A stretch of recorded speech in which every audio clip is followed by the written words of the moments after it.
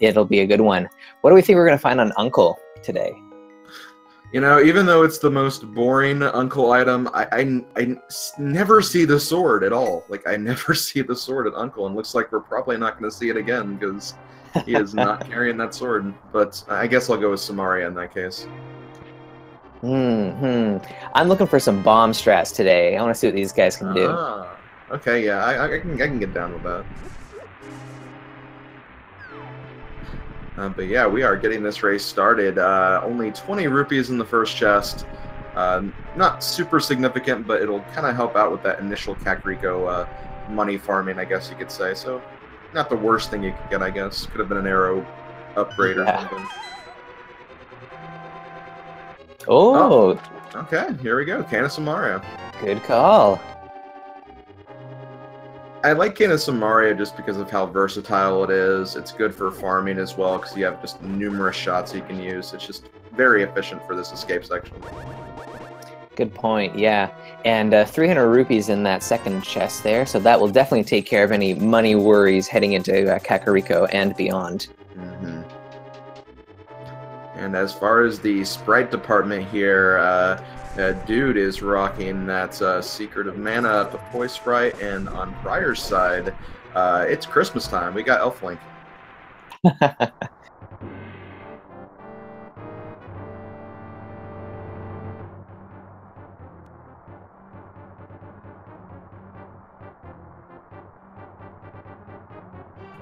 So, taking care of a couple of guards here, or one guard at least from prieR there.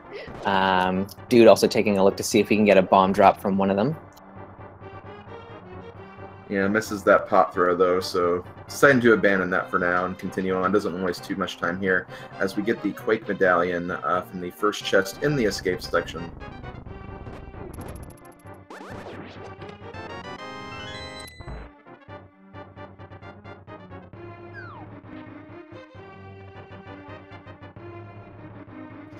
So yeah, as we mentioned before, right now, gonna be looking for a potential to find some bombs here. There's a couple of enemies that are part of different prize pools, where if you kill a certain number of enemies, you'll get different drops. Like right there, we got a blue rupee from that green guard. So it's the best way to kind of go through this section is kind of try to farm different enemies, see if we can get lucky, maybe grab a bomb or something from an enemy as we get the Moon Pearl in the second escape chest. Yeah, because there are definitely, with the different prize packs that are available, there are some that do not have bombs in them or are very deep in the prize pack, and so you could be wasting a lot of time farming for nothing, for naught, kind of. Yeah, exactly, and like I said, the Cane of Samaria is a good weapon to do that with, just because it doesn't use a whole lot of magic, and you can kind of kill multiple enemies with one block, too. Yeah, so it is a good item to kind of like test the prize packs to see if what might be in them. Oh yeah, for sure. As we get the small key to escape, we're gonna have to get that anyway, but have that. So that means there's gonna be another item in the chest right before the locked door that key belongs to.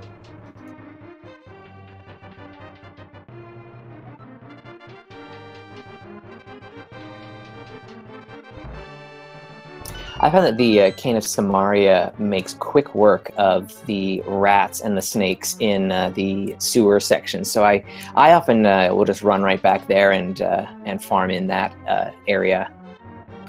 Yeah, that would be a good place to do it. There's a lot of snakes, a lot of rats back there. I think the snakes still take 2 hits, but the rats definitely go down in 1. So you can definitely use that very effectively.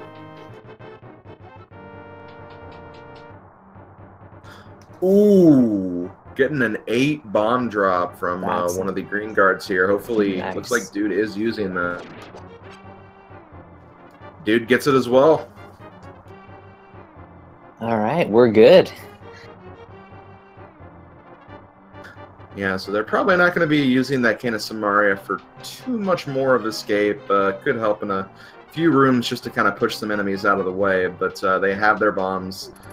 They have enough bombs for Kakariko too, so won't have to worry about spending extra for those. Yeah, the 8 bomb is definitely a welcome sight at any point in the early game. Yeah. Even the 4 bomb drops not too bad either. Yeah.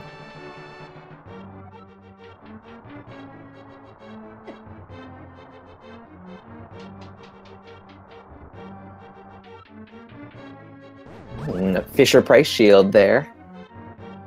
Yep, little Babbo shield.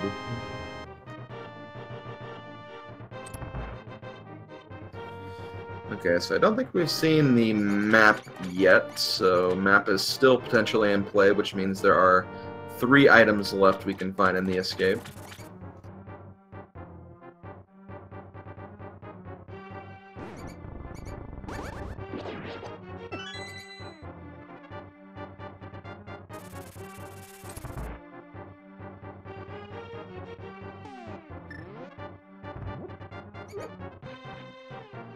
Ooh, so we find the cape. Yes, we do. Cape, good invincibility item to have for a good portion of the game. Will also allow us to potentially grab 2 items on Spike Cave and Bumper Cave, but that also could potentially spell out an early Aghanim play as well, so we're going to have to watch the item progression there to see if that's going to be the case or not.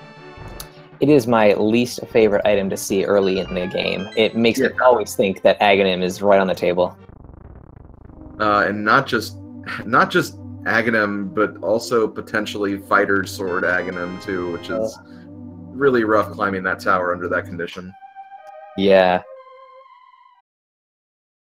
But both racers having a sub 630 escape. Also get a map check with a red crystal in the Tower of Hera, and then just normal crystals on the other 2 Light World dungeons.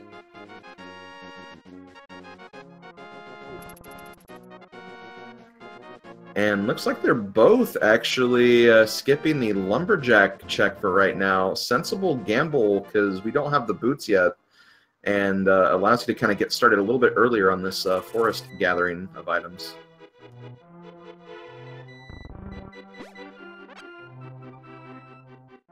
See that prieR decided to drop down into the Thieves' Hideout first. I want to know if that's faster or not. I kind of like it. From this angle, I could see it being a little faster. But yeah, I'm not really sure either. Seems like it might involve just a little bit less backtracking, but Kane O'Brien was in there, so that's another invincibility item for us. It's nice. Yeah, at this point, both items found in the forest, not technically required. Cane of Burn, I mean, we already have the cape for, and Blue Boomerang does not actually progress the game in any sort of fashion, but, you know, 2 items that could be good to have for certain circumstances, so cannot complain about that.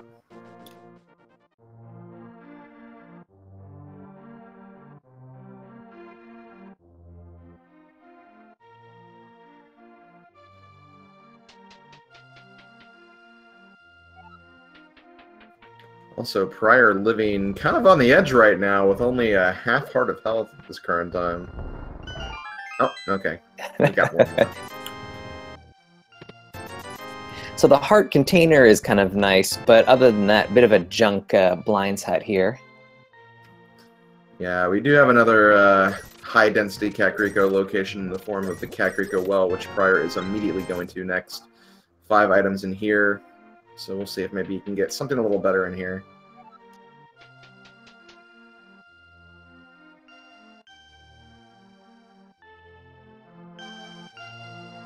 Ooh. With a mirror. And the red meringue. Yeah, so I was kind of grimacing at that lamp find. That is actually another Aghanim item, and Yeah. that is fully in logic.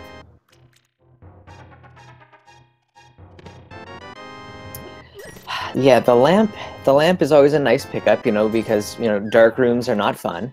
Yeah. But at this early stage in the game, like, oh boy, that plus cape. Yep, we just need to find a sword now for that to be fully in logic, and that's, you know, there's 4 swords in the game, so high chance we could find one. Yeah.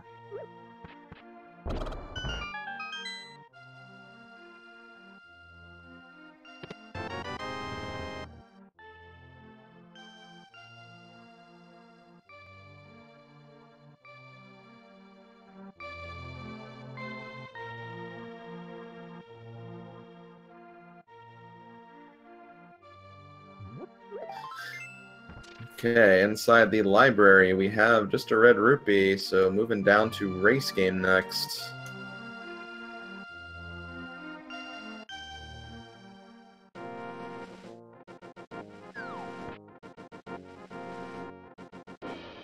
Heart container, but prieR's going to leave it there. I can understand the play. You know, it is early. Heart containers are nice, but you know, you kind of want to get that move on. Try to find some of that more progression that you need to continue on. Yeah, and with both of these runners so well versed in rando, one heart container isn't really going to make a difference for them. Mm-hmm. Because there's still loads to find in the world, and some will probably end up immediately picking up anyway. So yeah. So no divergence yet. We're seeing South Shore, which makes the most sense. It is, I think, the most dense location that we can visit at this time, so it seems the most worthwhile. getting some more rupees here, getting really close to that Zora amount, and we do have that Moon Pearl, so we could also do a sequence break for some more items in the form of fake flippers and water walking as well. Yeah, that is possible. I think that Dude might have forgotten he had the mirror there. He could have just erased one of those blocks there, but chose not to.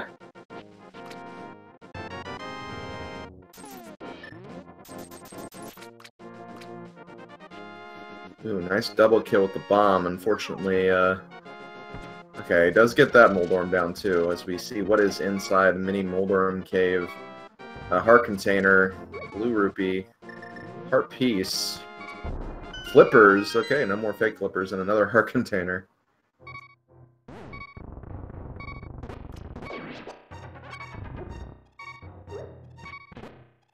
Yikes, and that Dude's living on the edge here with only one heart. Well, if he makes it through here, he'll be just fine. I guess he'll get two more, but... Ooh, okay, also opting for that magic drop there, too, which does make sense.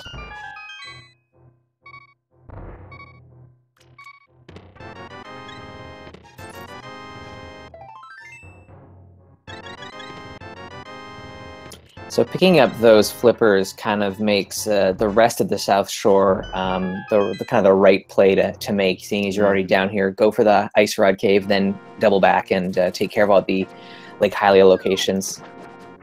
Yeah, definitely. And inside Ice Cave, we're going to get a heart piece.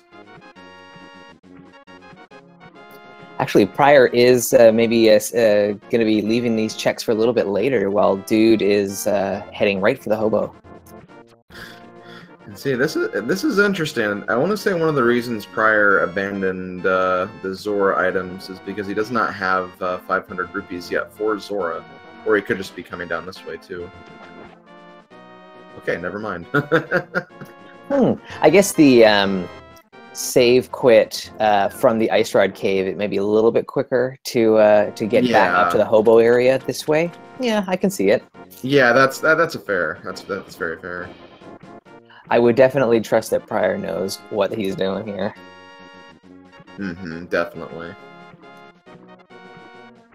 But yeah, we do not have the Zora money just yet. Even Dude, who has more rupees, is still 95 short. So unless we get really lucky in the Waterfall Fairy Cave, we may not be able to get the Zora item just yet.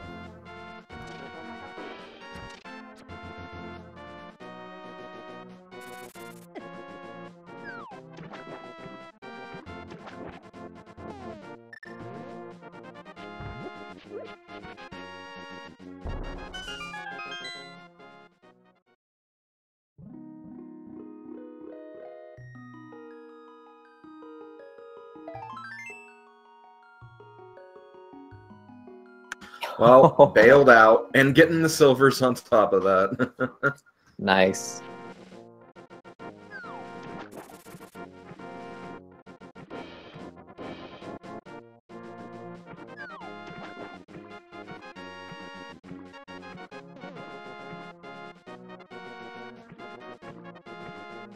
Just some bombs on the top of the Zora ledge.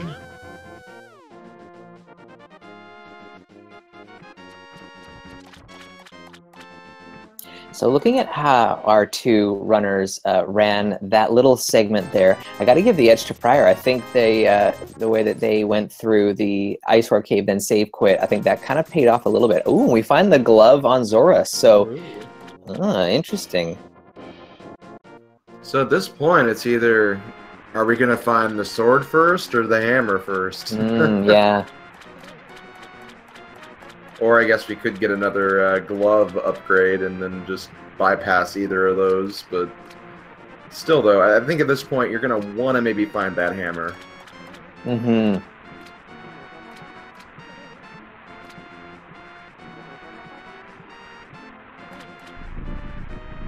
So prieR's heading over to Sahasrahla and maybe Eastern Palace. We'll have to see if he decides to dip in there or not. Yeah, this is where a really interesting divergence could actually happen because Tower of Hera is technically a possibility as well. Looks like he's also going to go to Eastern, which I think makes a little more sense because without a weapon to finish, oh my gosh, and there's the bow inside Sahasrahla's. Oh, I think Dude does want to go the Sanctuary. Yeah. Just a little bit of indecision there, it looks like. Yeah, I want to say that he's thinking, you know, I don't want to go to Eastern without the bow. But the funny thing is, that's where the bow is going to end up in the seed. So prieR is going to be taking advantage of that. We'll be able to finish Eastern Palace here.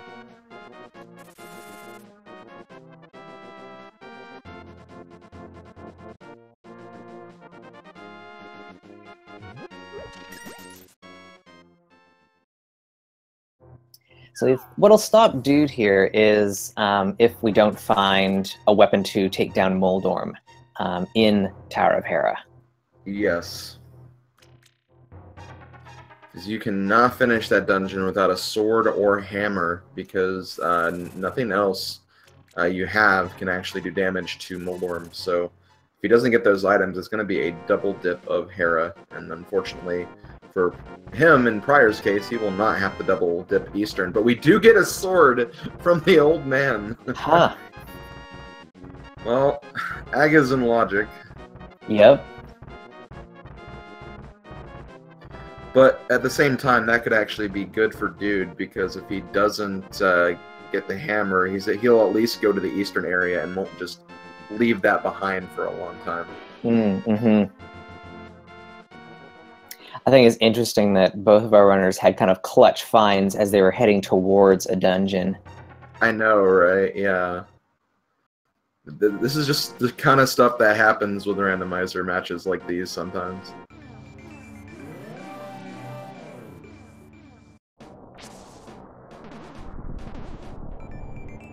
Haven't seen anything of value in Eastern Palace yet.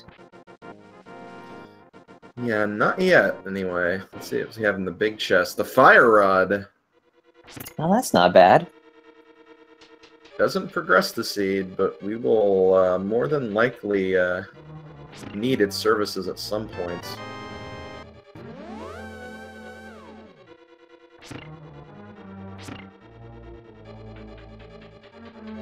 I've noticed a lot of runners in Tower of Hera, if that big key is in that first basement spot, a lot of runners will just grab it and go right up the tower. Yeah, I can understand that. Go ahead and continue on with the dungeon. If you run to both items, you're done anyway. So yeah, it's an understandable play.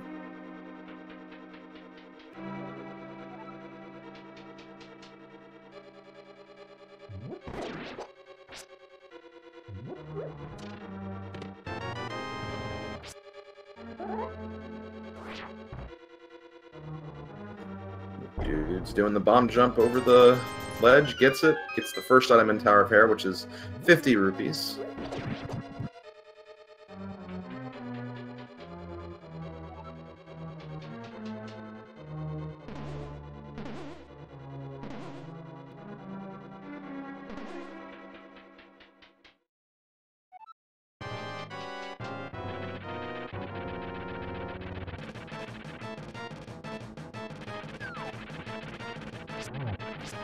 Now we have a very vanilla Moldorm fight. Yeah, Fighter Moldorm. That's you forget when after you've been playing Rando for a while, like what a kind of a longer fight this can be. Yeah, for sure.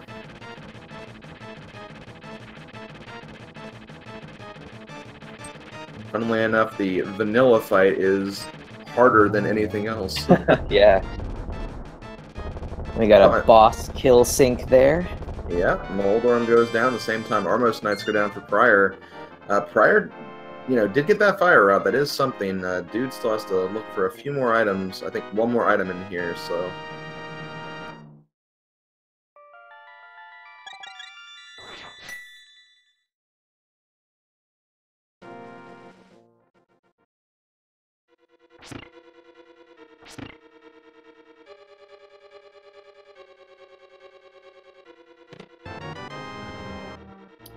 Ugh, have to go down to the basement. Yeah. And looks like our runners are going to be kind of swapping places here. Dude's still working on Tower of Hera, but after this, I can definitely see him going to Eastern area and working on that next. Yeah, most definitely. I mean, he's got all the pieces for Aghanim, but with those chests still open to him at Sahasrahla and in Eastern Palace, he's going to want to check those out before making any gamble on Aga. Yeah, 6 items over there. Any of those could be the hammer. It's like, you don't want to risk it. You don't want to risk doing something that'll take you several minutes just to find out that I didn't have to do this at all. Mm-hmm. Mm-hmm.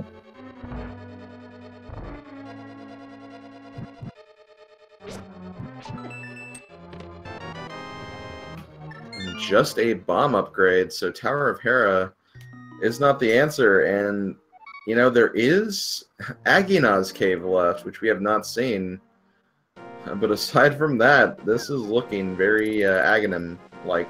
Mm-hmm.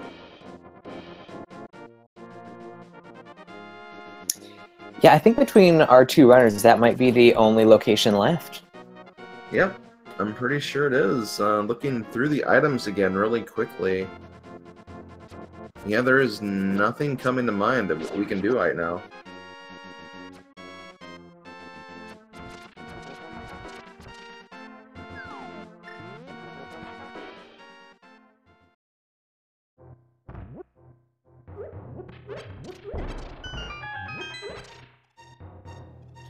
It'll also be very interesting to see how both our runners will kind of, once they finish these dungeons, how they decide to make the play of going, do I go straight to Aghanim and just get it over with, the writing's on the wall, or do I check this one location to cover my tracks just in case I don't have to? Because that's the thing, if Aghanim is required, you could save a decent amount of time and just kind of getting the seed moving. Yeah, especially with no real quick movement, that Agina's cave is way out of the way. So if you're just going to be slow jogging all the way down that way, it's going to take you a while to get that check in. Yeah, precisely.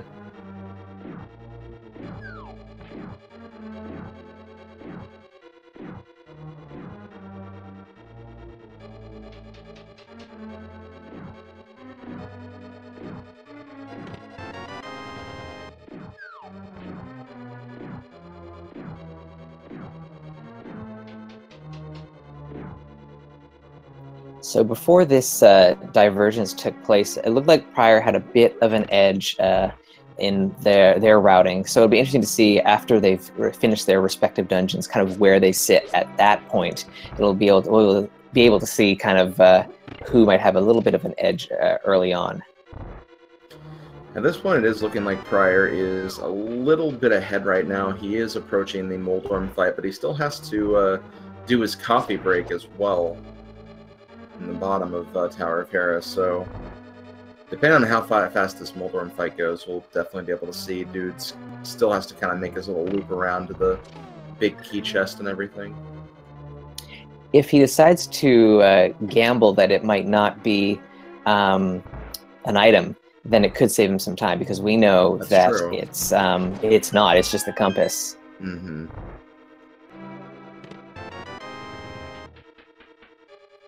It's really annoying to have to dip back into Eastern Palace for that chest, but if it's a 50-50, I gamble it sometimes, and you know, sometimes you win, sometimes you lose on those. But we'll see. He's going all the way around for it. That makes sense. You just want to play it safe and clear it out.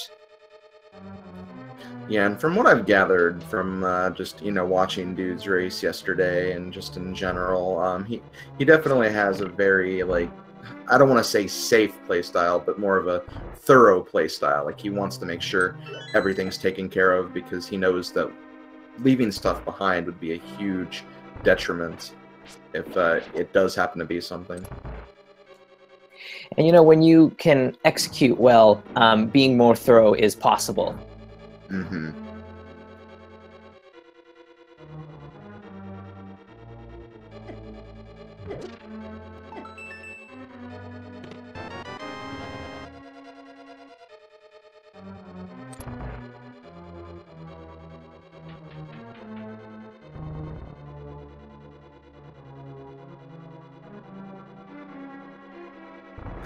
I see some people in chat trying to promote. Sorry, motorcycle outside. Some people trying to promote like a fetch quest item, like the book at Aginas Cave, to kind of continue this little riding around. But the funny thing is, the book actually wouldn't help them right here. Oh wait, desert. Okay, it would help them a little bit, but they couldn't get Ether Tablet if they did have the book. That'd be really mean. Or if like there's a bottle in there, then we go to sick kid. You know, because Yeah. so the Agina check could lead to more shenanigans before eventually drying up and forcing the Aghanim play. Mm-hmm. But we are seeing prieR heading south here, so he is going to make sure that check gets done before doing Aghanim. Does not want to do that time sink if he doesn't have to.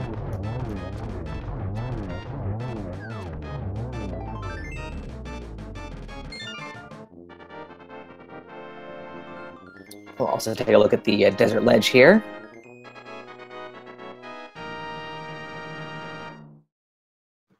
Ooh, powder. Like powder there, yeah.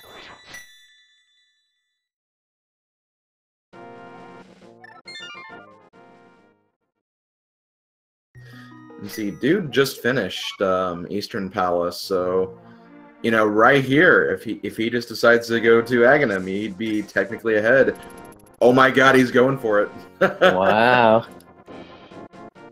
Gutsy play, I like it. Let's see, but we'll see if that's going to pay off. It's a heart container. Okay, this is an Aghanim seed.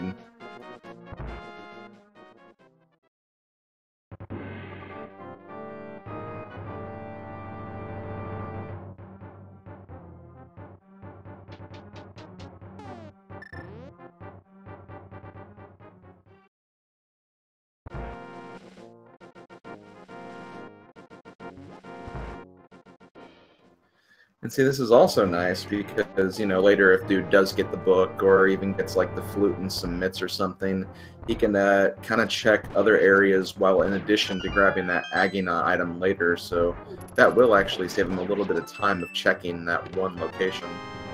Definitely.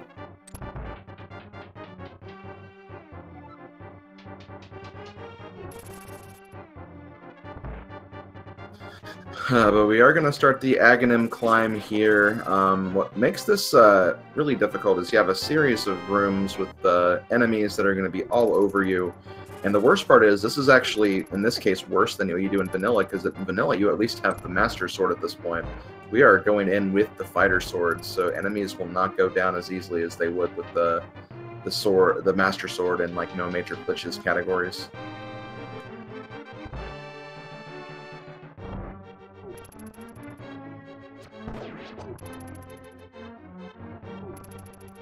But they do have silver, so they have that going for them as well. That is the bonus, yes.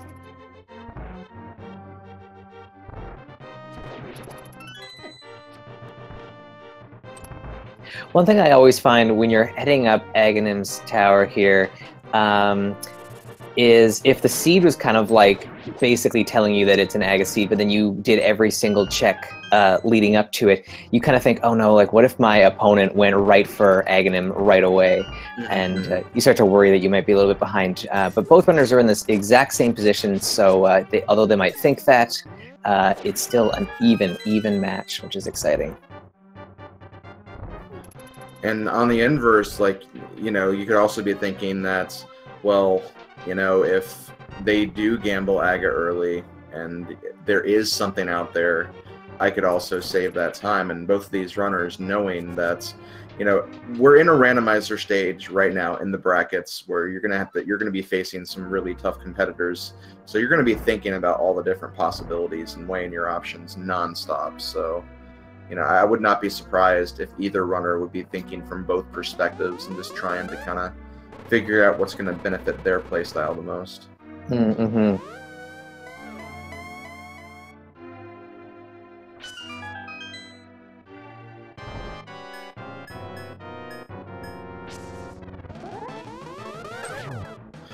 And now we move on to the Aghanim fight. How many blue energy ball attacks are we going to get today? We already got one.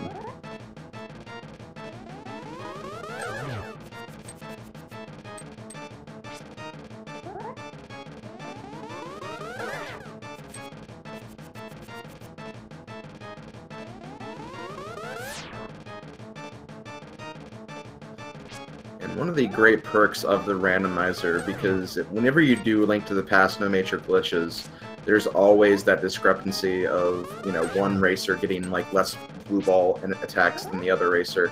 And randomizer, you're guaranteed the same exact RNG for that initial attempt. So because of this, both runners are going to have the same exact attacking patterns. So it will not be like unequal after the fight. Like there's not going to be one person who had 0 and the other one had 5 or something. I think that's a nice subtle change between the vanilla game and this.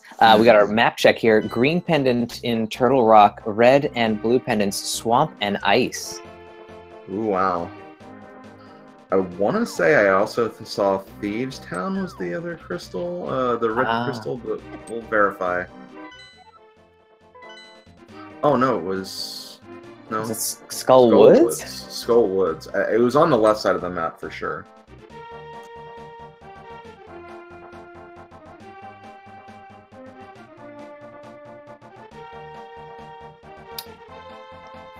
So Dude heading right over to Palace of Darkness.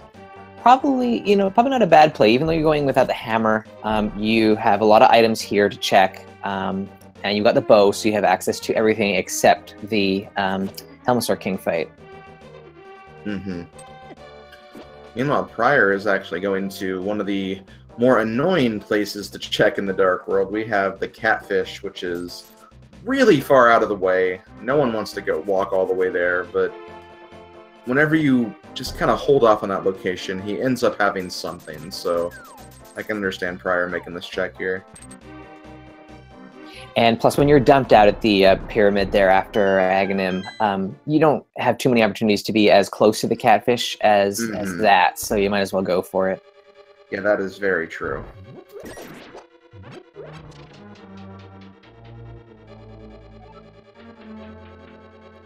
Ooh, just some bombs, though.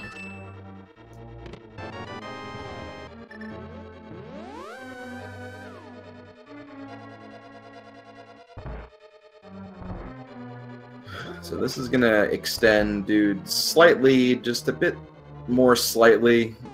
He's still going to have to, maybe he could potentially check Catfish later on, and it could be less convenient for him to check it later on. So, you know, hard to say that he's gaining that much ground, but as for right now, anyway.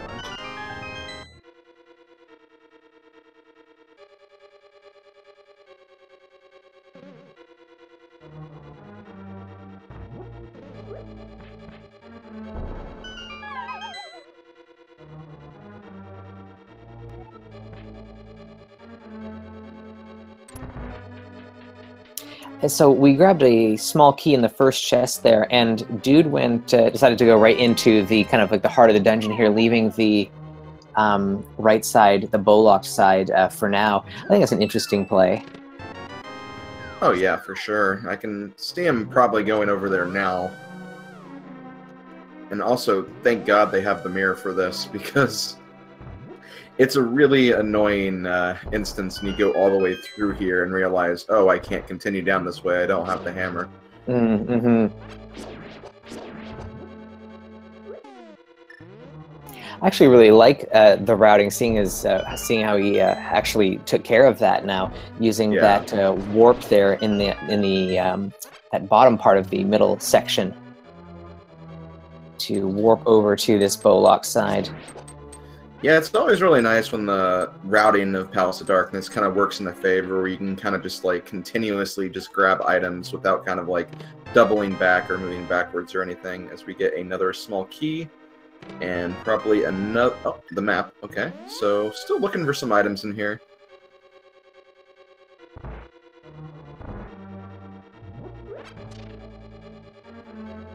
And at this point, like, you know, we gotta find something in here. And I feel like it's either going to be the hammer or the hook shots, or maybe even a Titan's mitt, or something that'll lead to those items, because there's not much else we can do right now. Yeah. And I guess, like, as chat was hoping for earlier, we might see something like the book as well. So, kind of an indirect progression. Although I guess it is kind of a, you know, it would be one that we maybe wouldn't want to see. Not as immediately useful. Yeah, I gotcha.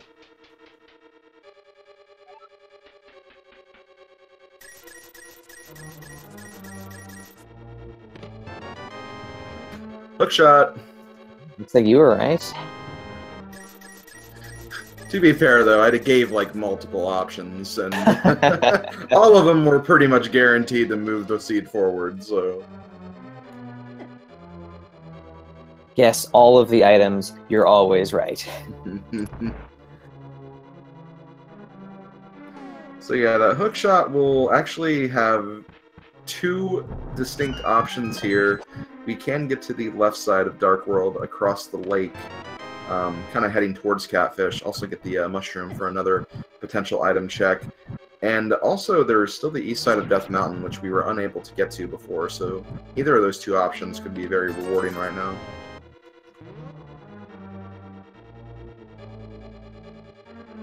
I feel like both of our runners will probably head for, like, West Dark World, but that option to head up the mountain again is there. So, ooh, we'll have to see what Dude decides to do.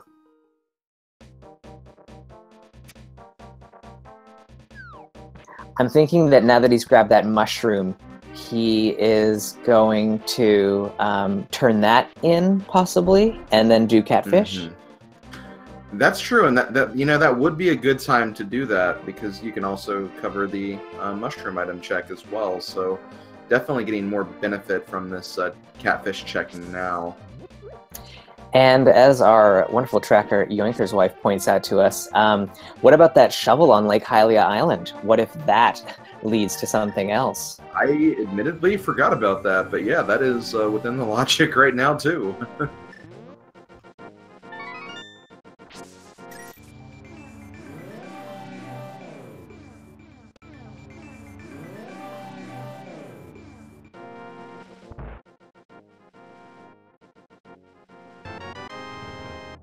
Oh, hi, sick kid.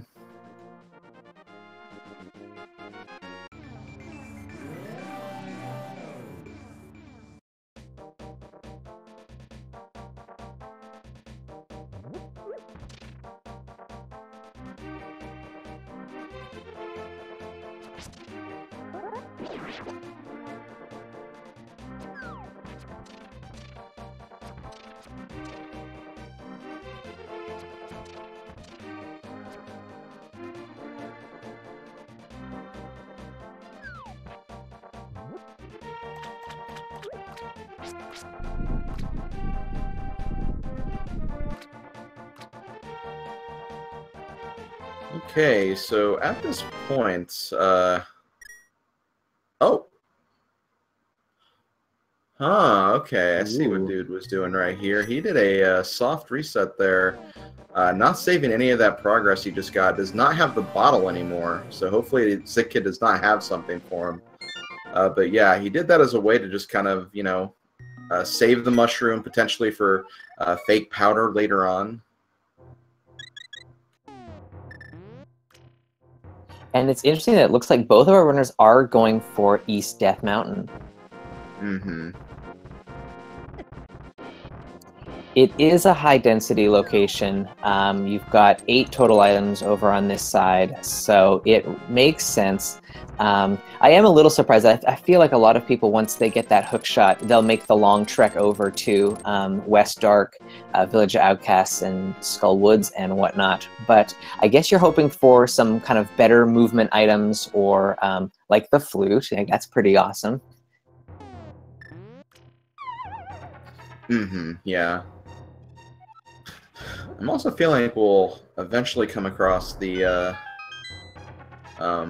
Titan's Mitt soon, too, and that also opened up a couple more things here on Death Mountain as well.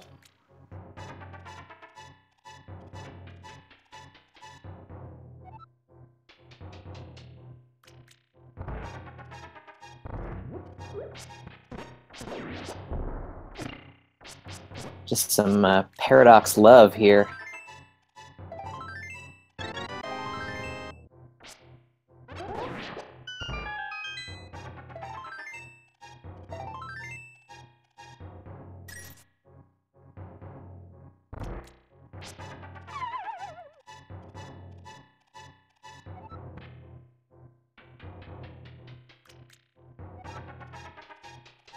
The heart container kind of orphaned over there on the floating island. Mm-hmm. Now we have the very, very long walk through the spiral cave.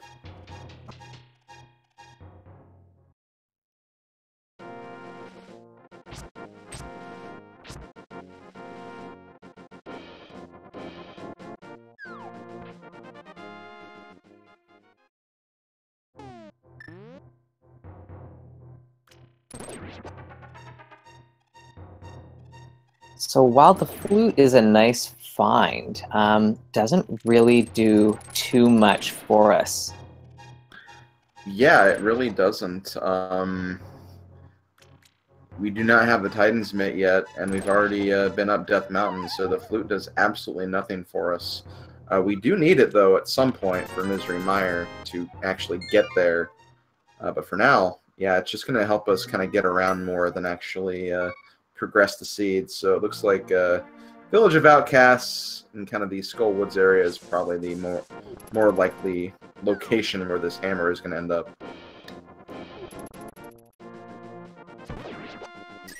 Ooh, I kind of like Dude's strategy here. He's going to head into the Dark World, head over to the West Dark World, and is probably going to mirror to activate his flute, whereas prieR has gone right to Kakariko to take care of that now. Okay, yeah, I can see the logic there. Kind of trying to make his Dark World routing in a bit of a counterclockwise fashion, as opposed to starting in the middle, kind of going up one way, coming back, and then going the other way. So I can definitely respect this mentality here.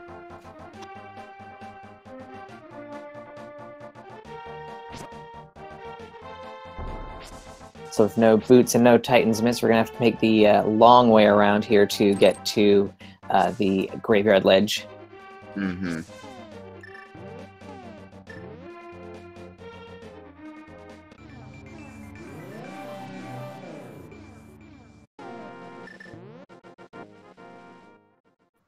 And you know, we still have that digging tool that's still on Lake Hylia Island. Yeah, I wonder if that is actually going to come into play here. We're still missing that hammer. That hammer is preventing us from entering a lot of Dark World points. As you can see, whenever we want to do exploration in the Dark World, we have to go to the pyramid and kind of walk around. That hammer is locking so many other entryways. But I guess once we get over to the west side of the Dark World here, we've got Skull Woods, which we have the Fire Rod for, so we can fully clear that. And we also have Thieves Town. So quite a few locations for something like the hammer to turn up. Mm-hmm. Unfortunately, you do have that one spot, though, in Thieves Town where if there's an item and you don't have the hammer, you may have to come back for it. Hopefully that does not happen here. Hello, book.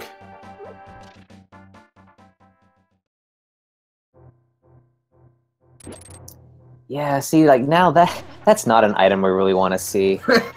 Not really, no.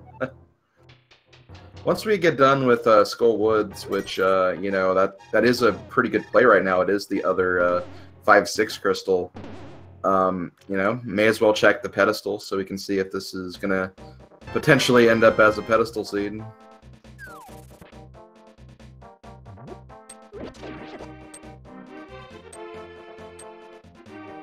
Yeah, now I'm thinking that hammer is going to be in Desert Palace. Ooh, yeah, it really could be at this point. Wow, look at this sync we have right now, entering the same location.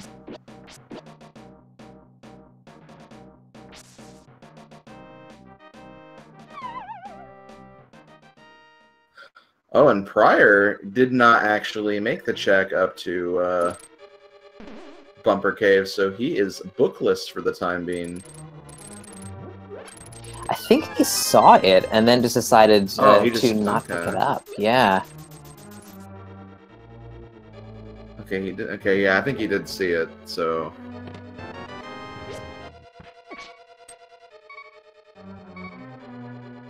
That is interesting. Mm-hmm.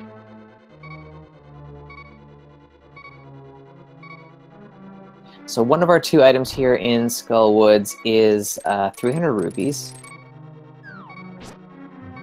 Leaves just 1 more in the dungeon to be found.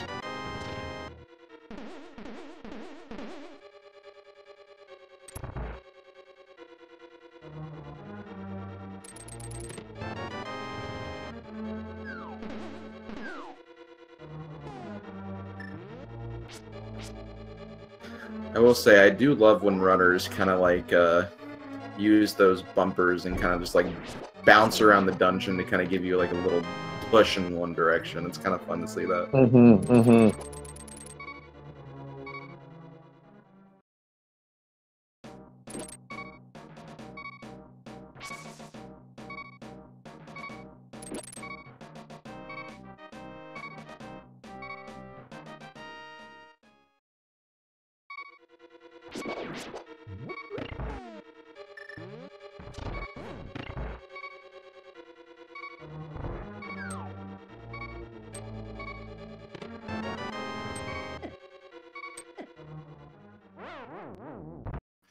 Okay, dude, just doing a small death warp here just so we can get some more health. Makes sense.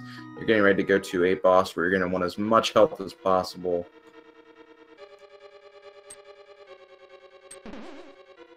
Yeah, and that second item is somewhere in the back part here.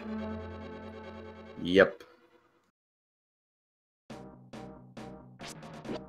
And no surprise, we're seeing prieR heading right to Mothula first, hoping that he has it.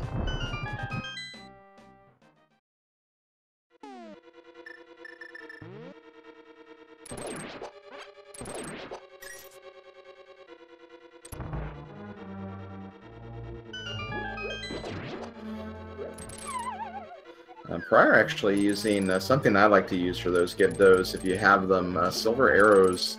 Not something you immediately think of, because Gyptos can't be harmed by normal arrows, but with silvers, they go right down, and that way you don't have to waste any magic or just the endless sword swings that you need normally.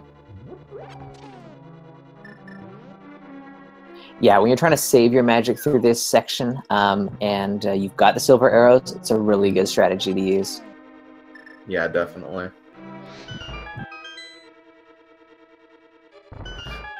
Anyway, I hope you guys like Fighter Sword Mothula, because that's exactly what we're getting right now.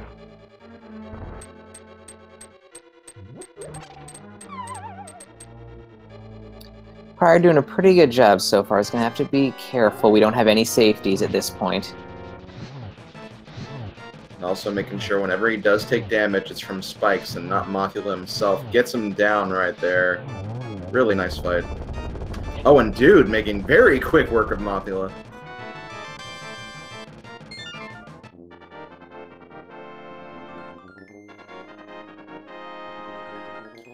Dude was definitely saving his magic a little more for that fight, because with 8 Fire Rod shots, Mothula goes down, so conserving that magic, you have left fighter sword strikes to worry about. And Mothula did not give up that last item, so it's in this chest that unfortunately you have to kind of run around to get to. Yep, that seems to be the case. So with that crystal on Mothula, we do have the Pyramid Fairy open to us right now for 2 potential items, and hello half magic. I really could have used that in that fight I just did. Bit, yeah. Oh, and here we go, getting the pedestal check. Now, I don't think there's actually too much that could be on here right now, but checking it anyway. Just a heart piece, so not a pedestal scene. I think the only thing we could have seen was probably a medallion. Yeah, if Meyer Medallion would have been on there, then that could be a required. Boots could potentially be on there too, I suppose. Yeah. But I think those are the only 2 options, because you're definitely gonna need Hammer for those pendant dungeons. Ice Rod would be needed for a pendant dungeon. Man, are we really only lacking, like, potentially just Hammer and a sword upgrade or something? Or yeah, I mean, it's although it seems like it's been kind of a slow kind of run around of a seed, we are close to you know, to rush the rest of it. That is true. Oh, we need Mitts as well. Mitts is also yeah. Oh, and hello Bombos Medallion inside the treasure chest game.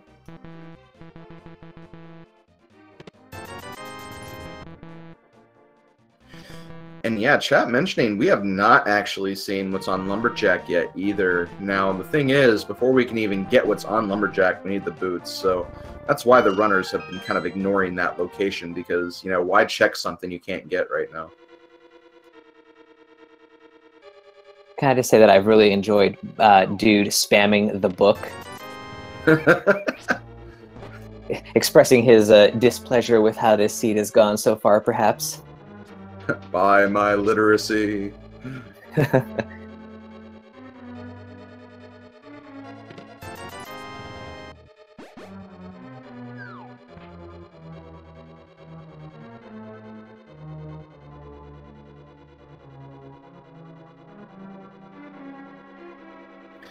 Yeah, and it's interesting considering Dude did that soft reset to take away his bottle, and prieR never going to the witch's huts. We still can't make that sick kid check either, but we do know that it's in the logic right now to happen.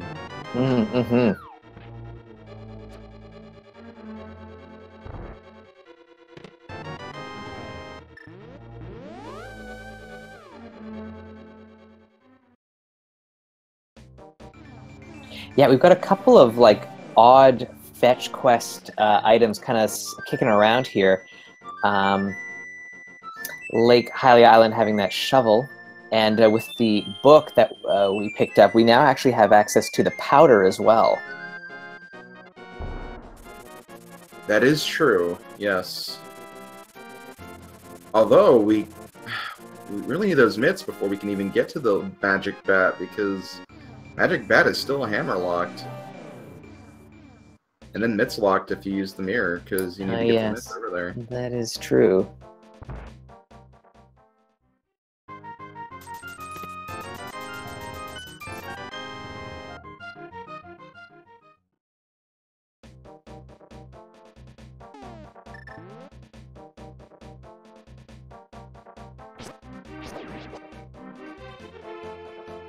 Hammer in Thieves Town.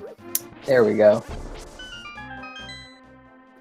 That is definitely one of the more annoying places to find hammer, just because you need it for a location in there.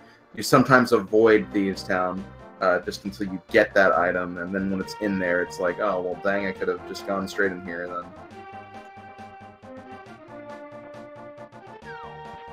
Because, yeah, Dude is going to be going south, and he's going to be kind of making the little trip around the south of Outcast area, so he's going to be putting off Thieves Town for a small bit, seeing if maybe he can drag out the hammer when we know now it's there in Thieves Town. Yeah, this is unfortunate. It's the hammer is well, boots are nice. Okay, he'll speed around a lot faster in Thieves Town. That's something. But yeah, this I guess what's going to happen is he is actually just going to get locked out. Like he's going to hit a point fairly soon where he's not going to be able to do anything. The hammer is kind of like keeping our runners from doing anything major in this seed at this point. So he's going to have to go back into Thieves eventually. Yeah, because that's this thing. We do not have like just initial like Dark World access. We still don't have those first 3 items that you normally see to get to Dark World, because we do not have that hammer yet.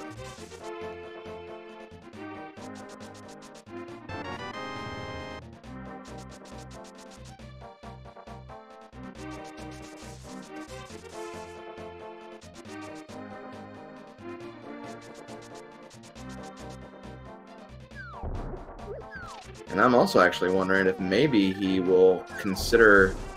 I mean, he's kind of in the area of where that shovel is. Does he go over to Lake Hylia and pick that up too? That is possible. Meanwhile, prieR just took care of blind like that. Yes, very fast fight.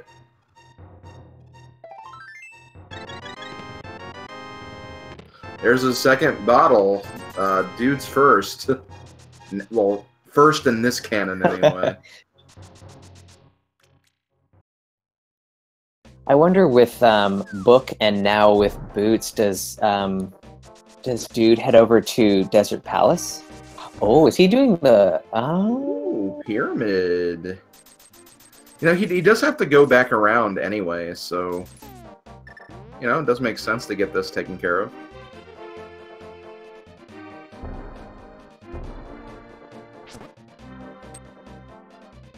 I was going to say, with Boots and Book, does he go to Desert Palace next? So he's going to be checking more locations that might delay him getting his hammer.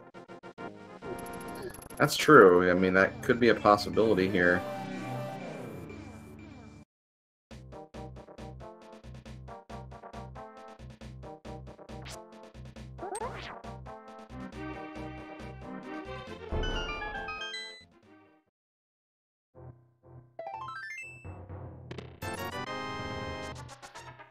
Pyramid Fairy did not have the goods today.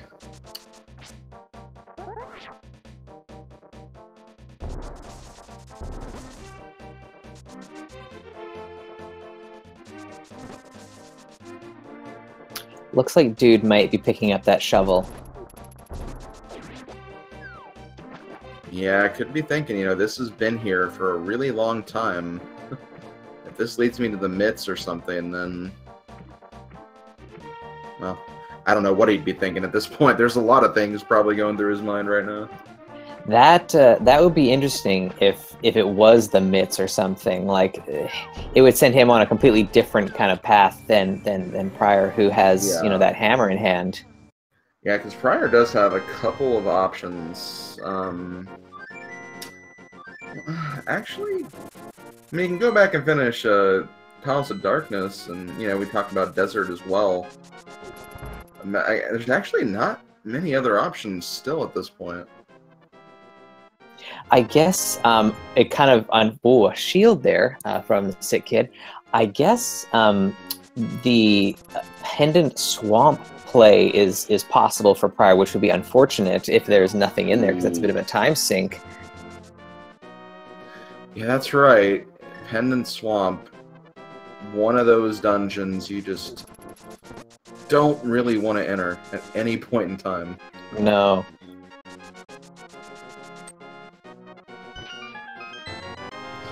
Ooh, there's, well, Ice Rod, Pendant T-Rock. Gross.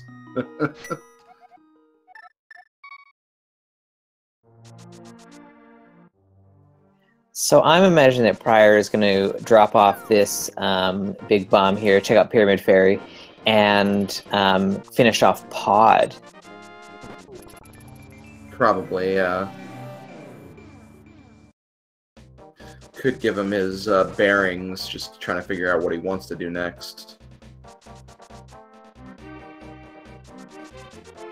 But yeah, seeing Dude's made this loop around this way so many times, but that's just, you know, that's unfortunately at this stage in the game, if you don't have the hammer, like this is sometimes what you have to do to get it back around.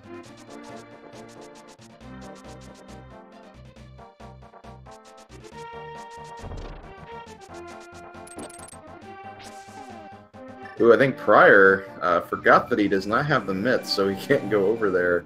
I think, yeah, he has to go back and pick up his book.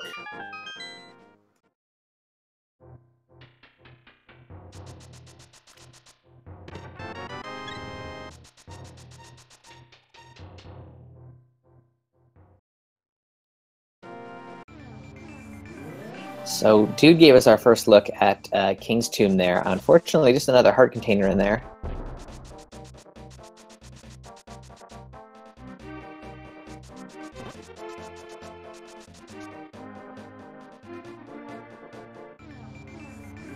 Well, how about a Bonk check?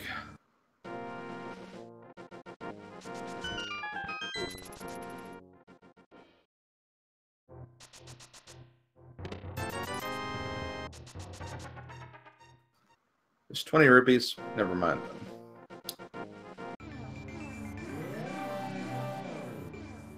We can see how having that hammer is already paying off for prieR here, able to use the warp point here at Skullwood's Village of Outcasts.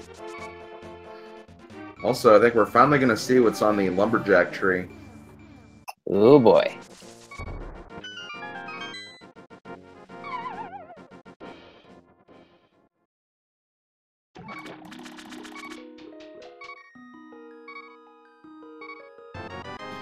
Blue mail.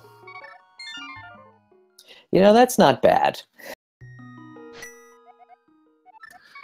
It's not bad. Oh wait, okay. Dude's going back to Death Mountain. Oh, he's okay. The flute. Oh, but here, this may have been something he forgot because yeah, he might. He probably forget. Okay, no, he's going down there to. He did it too, but he's gonna desert.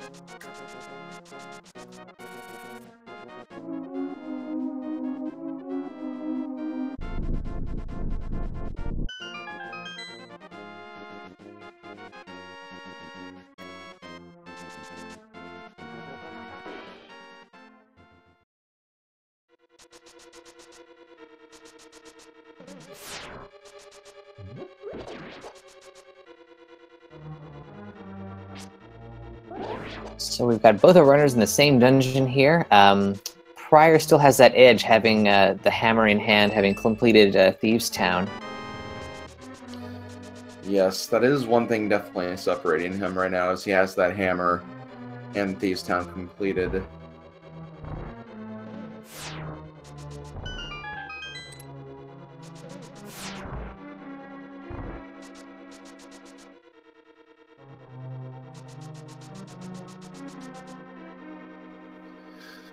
It's an interesting scenario because at this point, like, hammer could literally be go mode for Dude if he finds Mitts in here. Yeah. Oh, speaking like of the devil. Right there. Yeah. Now he's still, in addition to, we obviously need confirmation on the Meyer medallion. That is one thing we still need. And of course we also need another sword upgrade too to actually do damage to Ganon. But yeah, like, this is a rare case where hammer could be go mode for one of our runners. Yeah, we'll likely get a medallion check as soon as they're done with this dungeon. I would imagine that they want to know if they're in go mode or close to go mode at this point. Yeah.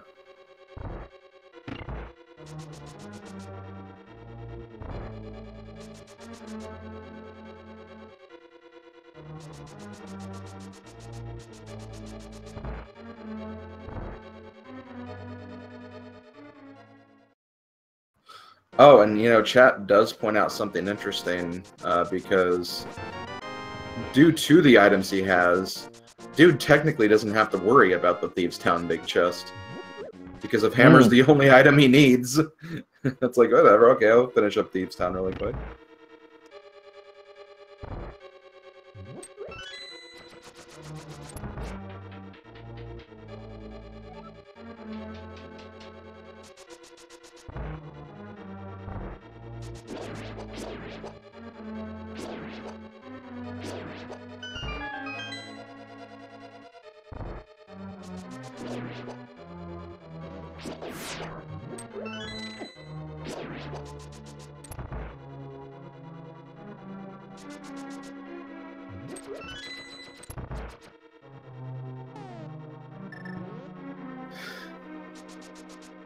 Alrighty, so prieR going with Silver Arrow strats here. Quick, easy kill there on Lamos.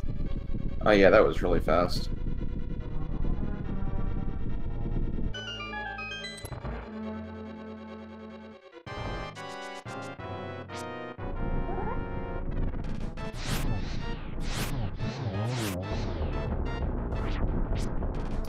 Dude going with Fire Rod strats here. Missed a couple, but easy 2-cycle there.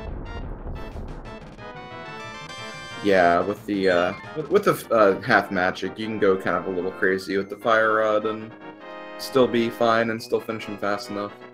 But we're gonna get that confirmation on Misery Mire right now and see what exactly we need. We need. I did not see that.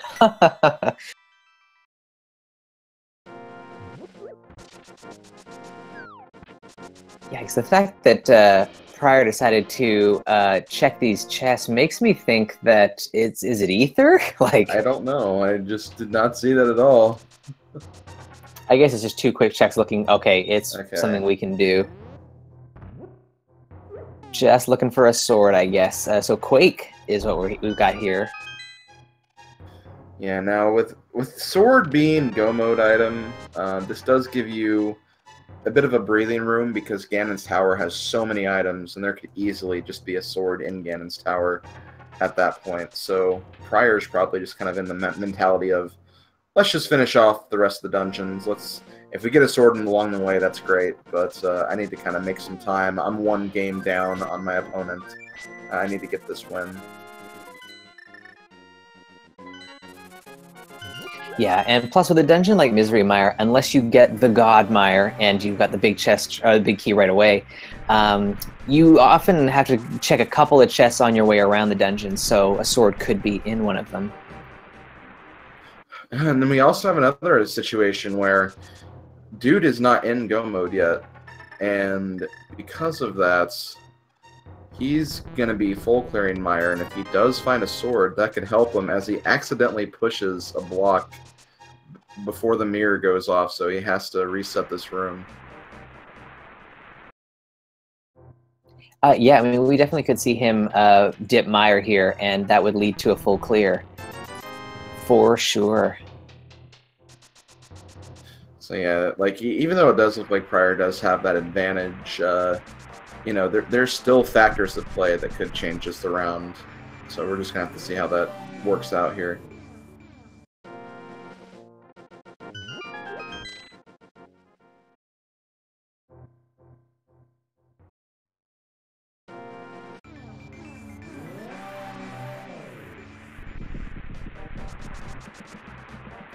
One thing that is definitely good for Dude, though, is that he's not going to have to make that loop around anymore. Yeah. He has the Titan, but no.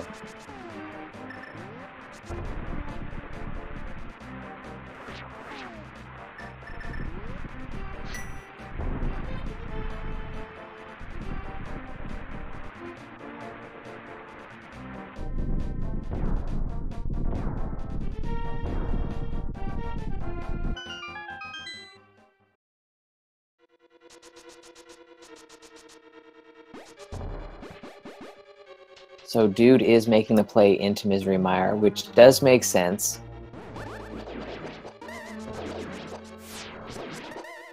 I mean, he's right here, has not seen the hammer yet, so thinks, oh, it could be in here. Mm-hmm. Yeah, it's strange. Misery Mire is one of those dungeons where you don't think about it, but hammer is actually not required whatsoever to get through here. So hammer's a perfectly viable choice to be in this dungeon if you don't have it yet.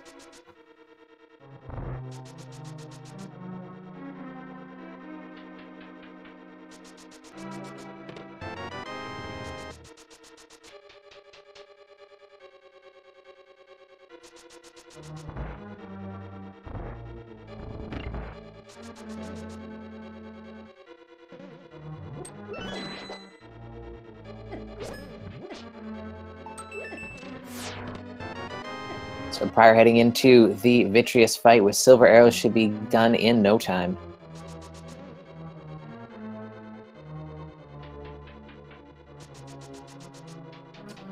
Yeah, no time indeed.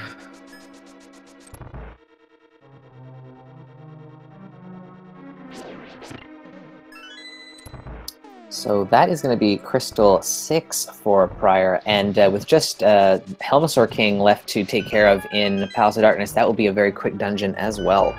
Mm-hmm. Yeah, that is Crystal number 6. He is definitely on his way.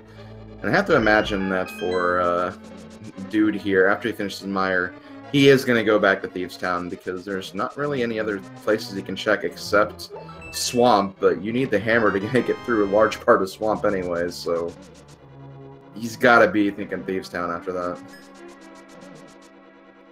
Yeah, because it would be just mean for the hammer to be in that first chest in Swamp or kind of somewhere in Ice Palace, I guess, that you could access without the hammer.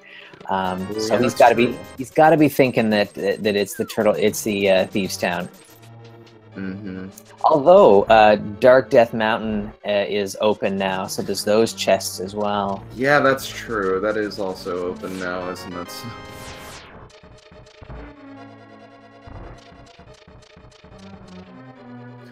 Anyway, we do get through the rest of Misery Mire, do not find a sword upgrade, so Dude does lose a little more time because of that.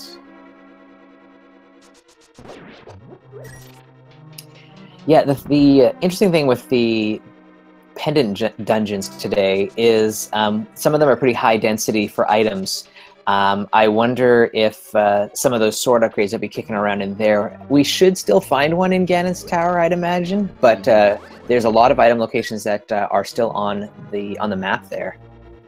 Yeah, for sure. I mean, we have 3 items in Ice Palace. We have 6 items in Swamp. We have 5 items in Turtle Rock, plus Mimic Cave 6, plus Green Pendant 7.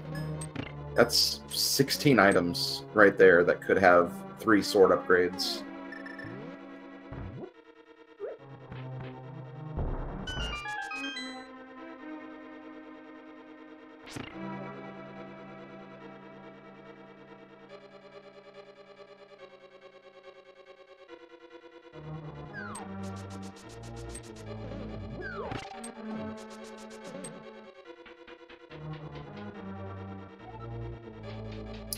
Yeah, so I guess while prieR appears to have a pretty sizable lead, that is the one thing that could derail his run at this point, would be a sword issue.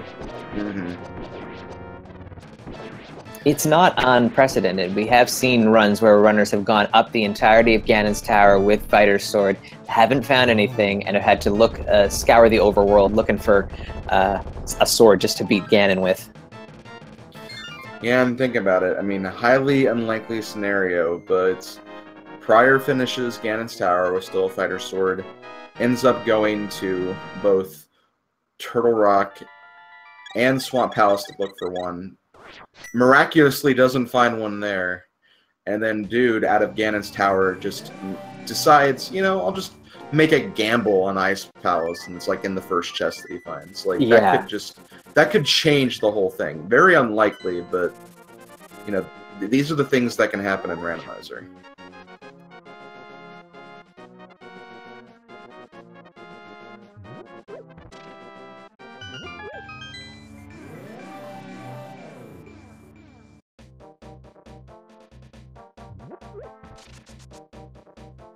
So I guess with that 7th crystal collected, prieR is going to be making his way up to Ganon's Tower, and I guess it's time to play everyone's favorite game.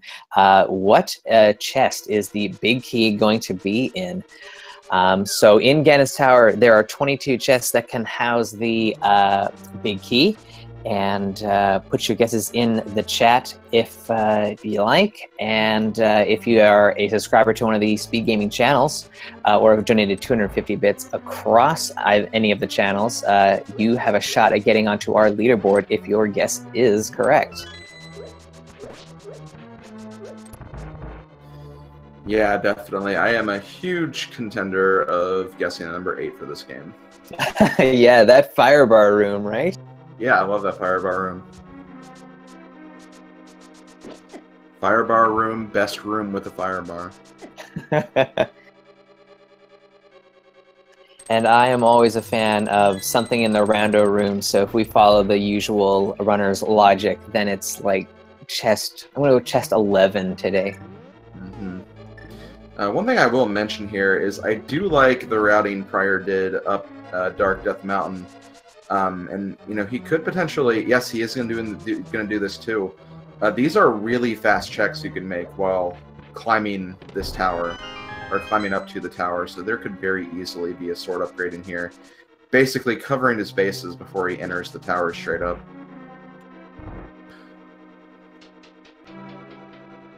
Also, Dude does have his hammer, I believe. Yep.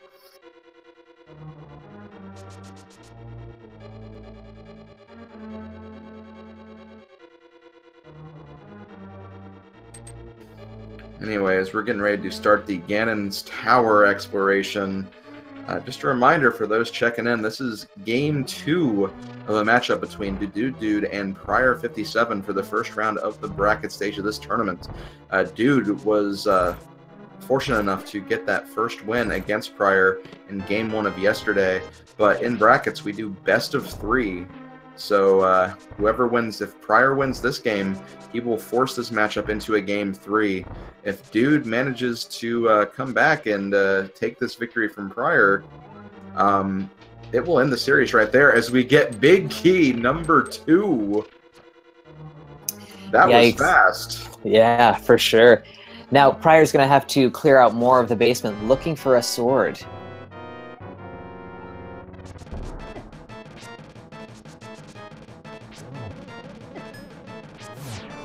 That's true, and he is going to be making a play here to check out a little more of Ganon's Tower, which, you know, makes sense. There's a lot of chests here early on, so, you know, again, a good way to just kind of hit your bets and maybe find something before making the climb.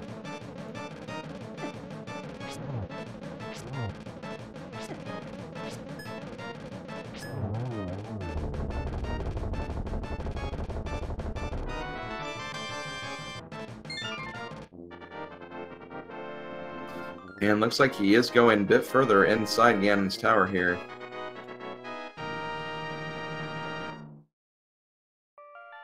So with the big key showing up so early, if Dude can get through pod relatively quickly, gets to Ganon's Tower, grabs that big key, and like gambles the hardest he's ever gambled and just goes up the tower and finds a sword up that way, could bring him back into this one.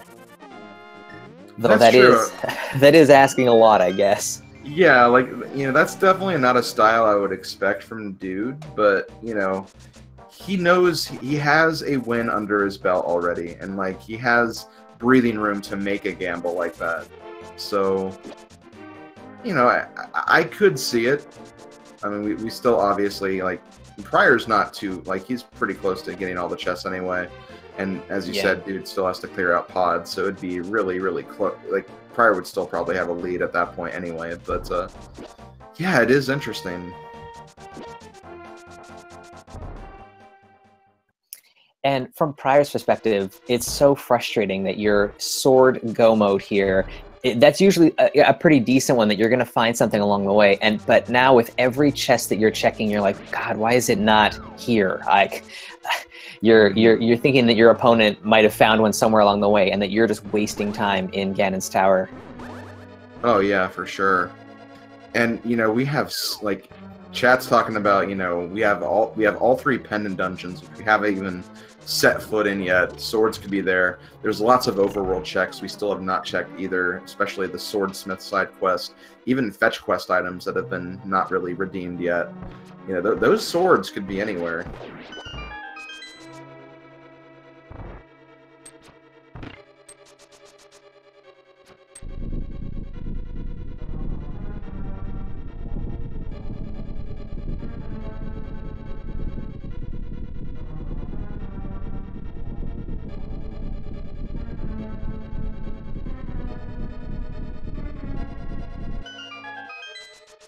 Ugh, still nothing, even after Ice Armos.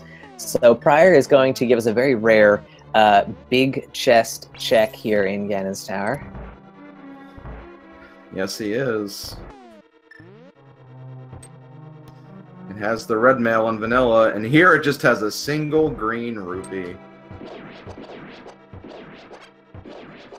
He's going right side. Yeah.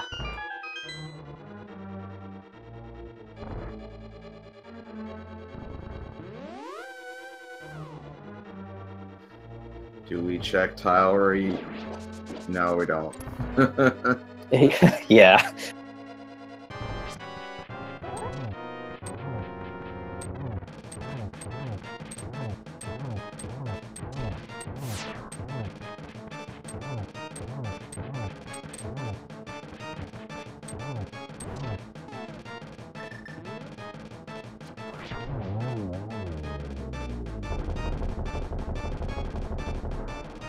Okay, right side check for some sword upgrade. There it is. There is the Master Sword.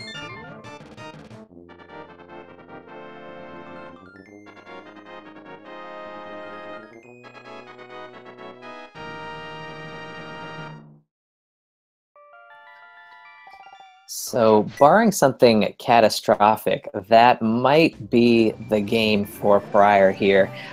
If Dude chooses to go right side looking for that sword upgrade first, might gain a little bit of time back, but it's got a long way to catch up, I think, at this point. Yeah, and I don't think he even gets a small key before that anyway. No, that's true. But, you know, we also saw, like, prieR did not check the other two chests in that room, did he? No. You know, there have been times where the same room had another sword upgrade. So if Dude just checks, like, one more chest, you know, that could also be huge. Mm-hmm.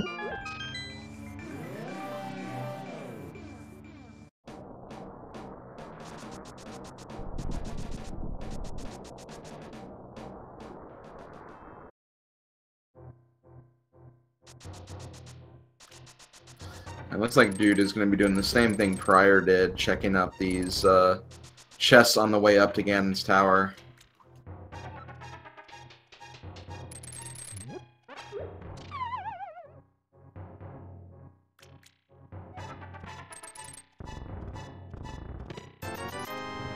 prieR nicely threw the gauntlet there.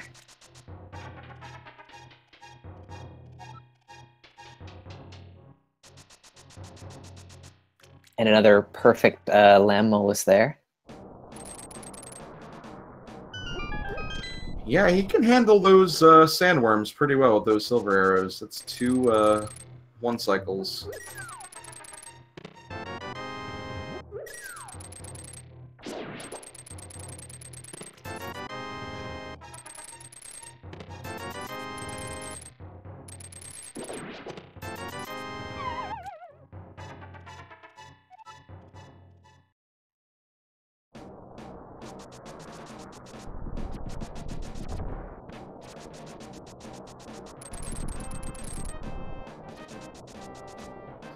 A nice way to evade the Lionels here on that bridge.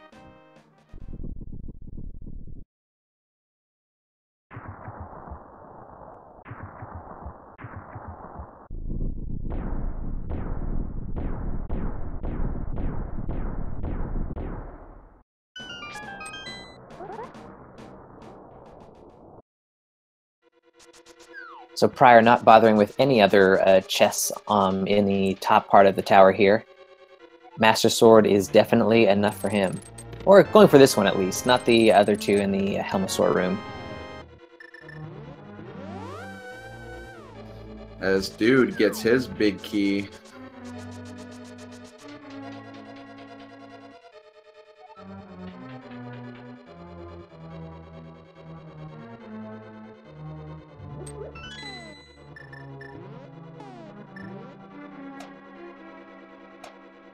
And a bottle of green potion at the end.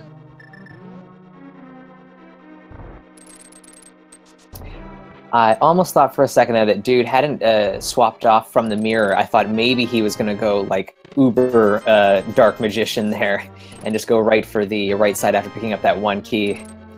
That definitely would have helped him for sure. But yeah, it looks like he's going to be more than likely taking the same path that prieR did through this. So going to be going full left side to look for a sword before he advances up. And, you know, hopefully he goes to the right side as well. Meanwhile, prieR entering the Aghanim 2 fight, he has quite a bit of a lead on Dude, so definitely has some buffer room here. But, you know, it'll definitely come down to what's not a terribly long, it's not Master Sword Silverless, but it is still Master Sword Ganon, and it can be pretty slow at first if you don't make use of his positioning.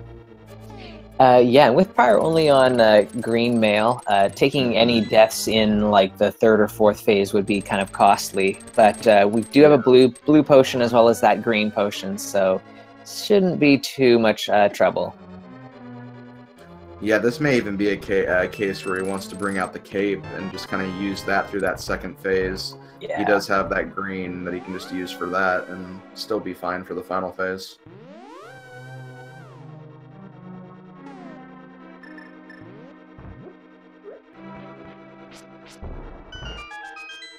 Yep, he is donning the cape out, so that is probably what we're going to be seeing for phase 2.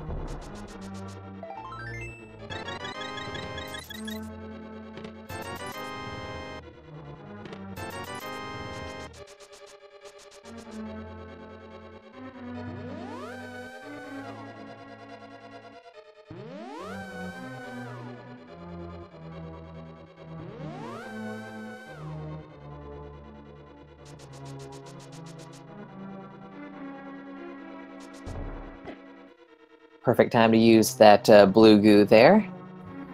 Yeah, definitely.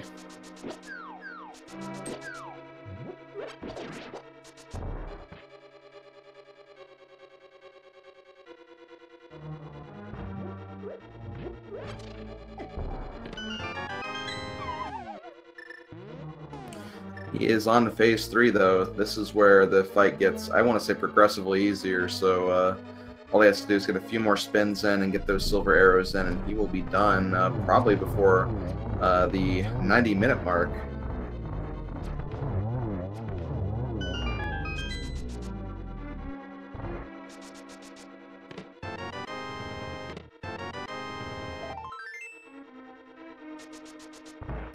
Ooh, had a good setup there. Unfortunately, does not get any silver arrows in.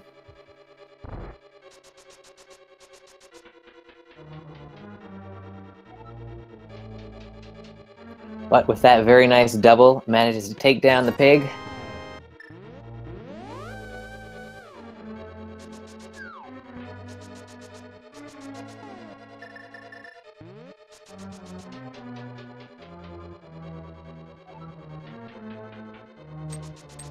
So put your GGs in chat for prieR there.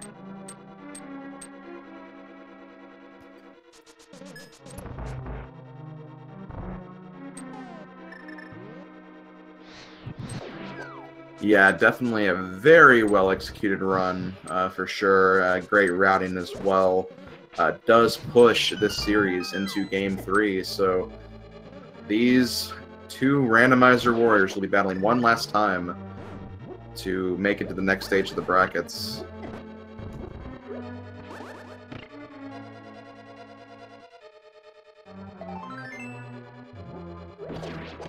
Just as he sees that, Dudude does get his Master Sword, and Verdict, do we get a... Okay, no Tempered Sword. inside the compass room. But he does get his sword. He is officially in go mode. Not too long after prieR finishes, but still, very good run by him. We'll watch as he finishes this out.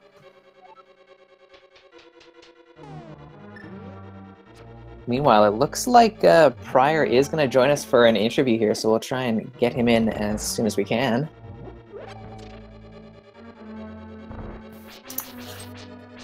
And we are being joined here by our winner of Game 2. We have prieR57. GG and welcome. Thanks, hello. So, hey, you survived. You've evened up the series here. Tell us about how this seed went for you. Oh my god, that Master Sword Go Mode item. Oh, yeah. I did Super Bunny Cave, Bookshot Cave, nothing. I decided anyway. It must. Ganon's Tower must have at least one progressive sword. So when I saw Big Key was chest number 2, it freaked me out because maybe my opponent found another progressive sword somewhere else. So. Yeah, that's a good point. That early Big Key for Ganon's Tower, yeah, if your opponent had grabbed a sword somewhere else, that would have been a really quick clear for them, and you having to go through most of the basement there to try and find that sword. It's like the worst feeling. I mean, you kind of know that there could be a sword in Ganon's Tower given the way that this seed went, but just wasting all that extra time, it hurts, yeah. Yeah, that's all you want. You don't want to see when you're searching for Master Sword in Ganon's Tower. Early Big Key. You're even doing checking Big Key chest. Nothing. Yeah, single rupee there. That was great. I could have choose to go straight up. And don't go right side. Yeah, that would have been even worse. I don't think there was really anything up in the top part. So yes, yes, I'm very happy. I found that Master Sword right side and won the game. Yeah, definitely. I guess other than that, it was a pretty, other than the, let's see, Aghanim was required, so that was a little bit annoying, but, so your Dark World access was a little bit goofy at first, but it was pretty straightforward, and you didn't have to dip into any of the pendant dungeons, which was nice. Yes, when I saw a book on the bumper cave, I decided to not take it. And afterwards, I found out it was necessary to go to desert, and of course, myths were in desert. So yeah, you don't have choice to grab them. Right. One play you made that was very interesting, and honestly, I want to say this play is probably what's definitely give you the game. You actually decided to dip Thieves Town without the hammer, and Dude actually put that off a little bit, kind of hoping to draw the hammer out somewhere else. So finding that hammer inside Thieves Town was definitely a huge advantage for you for the kind of the middle part of the game, because you had that way sooner than Dude did. You had better access to all the Dark World portals, and just kind of put you, one step closer to go mode, because you both entered desert around the same exact time, but he did not have the hammer yet, so you did have kind of that go mode advantage at that point. Okay. Yes, you needed either hammer or myths to have Dark World access much easier, and you had Thieves Town and Hype Cave and some other overworld things to check, and yes, I can comprehend he chose to to skip Thiefstown early, but I did that so many times and got punished. So Right. I'm happy I found that hammer inside Thiefstown, and yes, it helped me out a lot. Yeah, it definitely did. Because, yeah, you had to... Basically, the way to get around Dark World at that point, to even get back to that area, was to go to the pyramid, or at least the Hyrule Castle entrance to the Dark World. Just kind of go around that loop, hook shot around the lake. It's just not convenient at all. So every time Dude kind of went around there looking for something else or checking something else, he just had to kind of do that every single time. And, you know, because you step in so early, that just saved you a lot of that travel time, pretty much. Yes, it's very time consuming to take that route every time you want to check something in Dark World. Mm-hmm. Meanwhile, though, we are watching Dude right now. Just entered the Ganon fight, also with Master Sword. No idea where those other two swords end up being. You know, we talked about the pendant dungeons. Hadn't stepped foot in them. Probably in one of those for sure.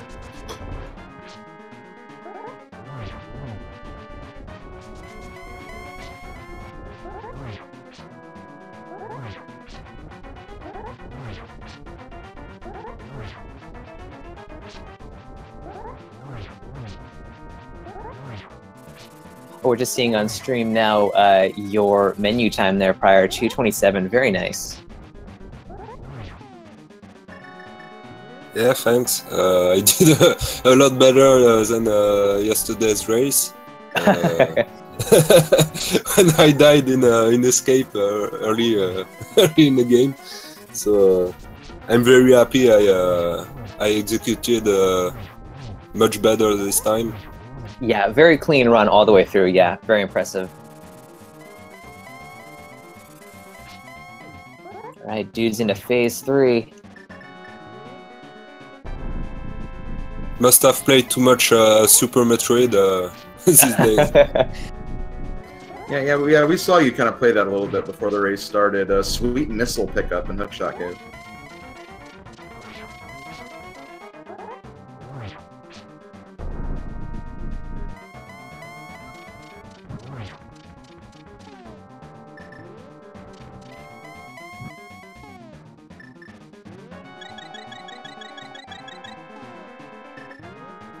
Okay, Dude not getting the torch glitch, but shouldn't be too much of an issue. There's plenty of magic to work with.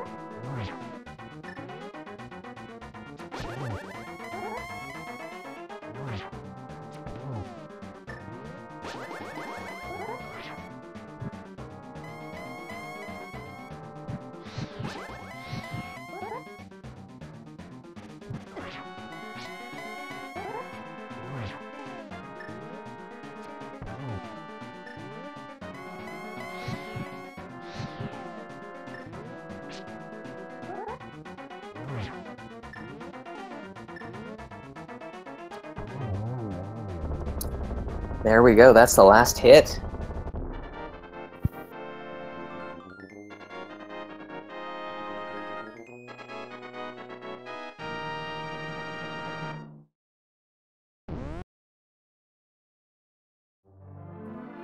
Yeah, gonna finish his run at 1:38.49. Not too far back from where prieR was, you know, considering all that extra travel time he had to do. But get your GGs in chat for him finishing, and get ready for Game 3 of this series.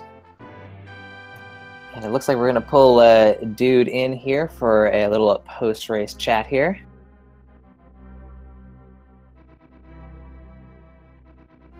And we are being joined by Dudude, our second place finisher in this race. GG on finishing, man. How are you feeling after all of that? I'm mostly feeling that I should have really entered Thiefstown fully as opposed to mirroring out to activate my flute. In some words, yes, probably. Because if I'd found the hammer earlier, I would have been in game mode earlier. The other major mistake I made was not realizing that the book I found on Bumper Cave meant that I could enter desert. I would have entered way earlier if I'd realized that, but I just didn't think about it and went for other nonsense instead. It is what it is, and like, you know, it's kind of one of those things. A lot of what we were speculating was, you know, you didn't want to go in there because you didn't have the hammer yet, and you know, there's always the fear of just leaving that one location behind the big chest. So, you know, it was a reasonable play to kind of see if you could draw out that hammer, because at that point it really couldn't have been in too many other places. Mm-hmm. There's just a lot of other fetch quests that were.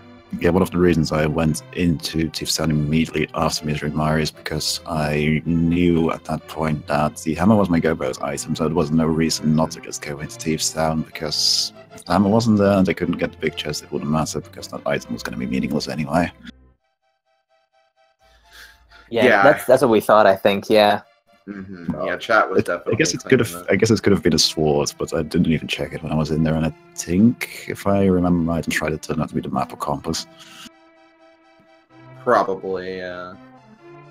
But yeah, as far as swords are concerned, both of you found the same 2 swords, so we have no idea where those other 2 swords were. Probably in the 3 pendant dungeons that you guys didn't even touch. Yep, that's makes the most sense, because I'd wager in between the 2 of us, we basically checked everything else. Well, I certainly had checked almost everything else except those pendant dungeons, so, you know. Mm-hmm. Yeah, and again, that's, you know, it's obvious, you know, what was the big difference here, like, not just because of where the hammer was, but also just in all that huge, annoying path to the Village of Outcasts area. You have to start from pretty much Link's house, go to the warp in front of the castle, hookshot across the river, and go through that way. It's just a really, really long trip that's just really annoying to make in any circumstance. Yeah, basically what I was thinking, which I realized after I realized that, you know, the book opens desert, is that after Hypercave I should have just gone straight to deserts, and that would have been a lot better already, even without the hammer. Mm-hmm. That's interesting. I actually thought that you might do that when you set that a hype cave, and then you went for, I think, Pyramid Fairy instead. And I thought, oh, I was hoping that you would have gone for desert with that book, but oh well, I guess that's just how it goes sometimes. Yeah, no, I should have definitely gone for desert. I could have left the portal in the entryway to desert and picked up the Pyramid Fairy afterwards, if anything. But I just didn't think about it. But I do have to give you props for one thing, though. There were a couple of, you know, very kind of small-time gambles you did end up making early on that did kind of save you some time. prieR actually ended up checking Agana before going to Aghanim's Tower. You kind of was like, well, I'm only looking for 1 item. If that's not it, I could save maybe a little bit of time here, and then went straight for Aghanim's Tower, which was a good play because Agana did not have any sort of progression. And then also, you also managed to kind of come back and do Catfish at an interesting time, where you waited till after Palace of Darkness when you had the mushroom and kind of made that check before you did that soft reset and just kind of checked that as well. So, you know, just little skips like that where you kind of thinking you could get like an edge there that could kind of help you with... Yeah, basically, the soft reset after Catfish was actually kind of a rougher decision than it usually is, because I was thinking maybe that bottle will matter, but I figured I can easily enough pick it up again, so it should be okay. Yeah, that's true. You were able to get Flute not too much longer after that, so, you know, it wouldn't have been too bad to make. Yeah, I did find it an I did decide that after Catfish I went up Dead Mountain, I think, right? I believe so, yes. Yes, you did. Yeah, I did that on purpose because it was a bit of a time waste to soft reset there, and I didn't want to have to retrace my steps immediately, so I was hoping to find the hammer or something up on that mountain, but, well, instead I found the flute and nothing else. That paradox cave was pretty funny, with the upper area having 5 pieces of heart in it. Yeah. Yeah, for sure. And you also gave us something that prieR didn't do. You gave us a lumberjack tree check and actually had a better suit of defense for the rest of your seed. Mhm.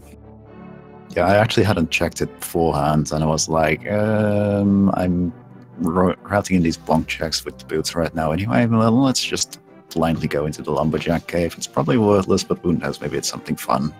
And it was the blue mill. I was like, yeah, I'll take it. Yeah, both of you opted to skip that check immediately, which, you know, makes sense. You had all the bombs that you needed for Kakariko. You didn't have boots yet. Not really a reason to check it. But yeah, it was interesting that you kind of routed that back in there when you were still looking for that hammer. Yeah, like I said, if I'd, in all likelihood, I wouldn't have grabbed the blue mill if I'd gone for this immediately after Hype Cave, I think.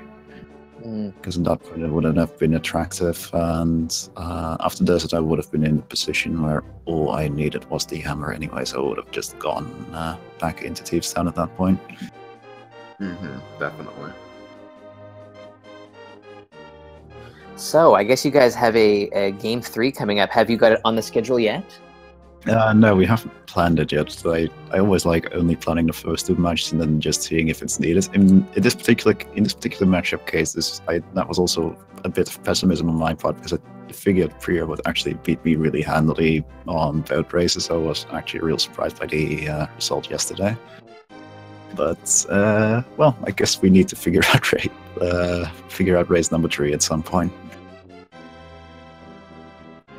Nice, nice. Well, we'll definitely be looking forward to that one on the schedule when it does, in fact, get up there.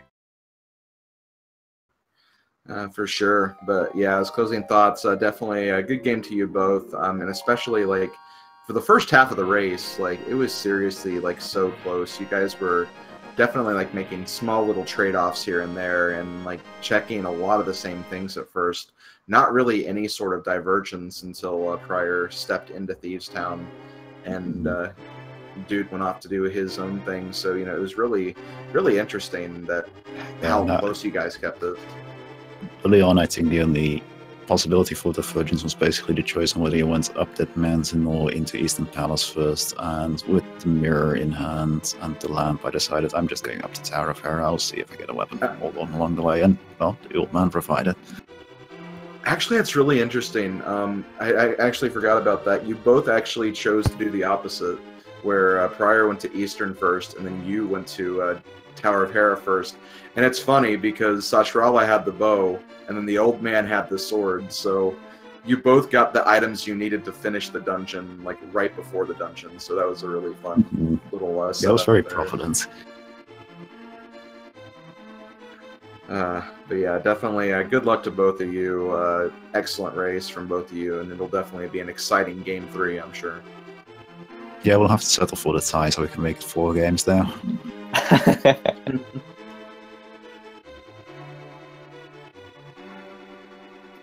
Yeah, so I guess we'll start to wrap things up here.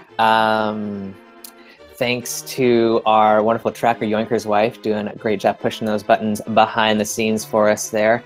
I had a great time co-commentating with you, Slim. It's always a pleasure.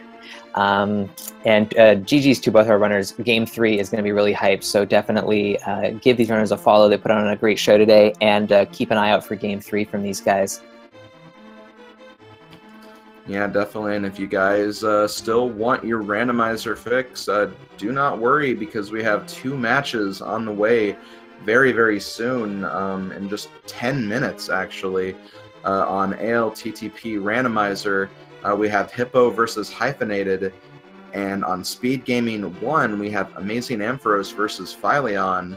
Both going to be extremely exciting matches, and again, only starts in 10 minutes, so go to those channels. Also, make sure you follow the Speed Gaming channels, Speed Gaming 1 through 6, as well as the ALTTPR channels 1 through 4. This is only the first week of brackets, and there's going to be many more weeks to come, a lot more matches to come, and just so much excitement on the agenda for this tournament. So definitely come back and see us again for more matches like this, and we'll do our best to keep you entertained. The runners will as well, and yeah, that's about all I have. Alrighty, so I guess for everyone here, we'll catch you guys next time. Thanks for watching. See you guys later.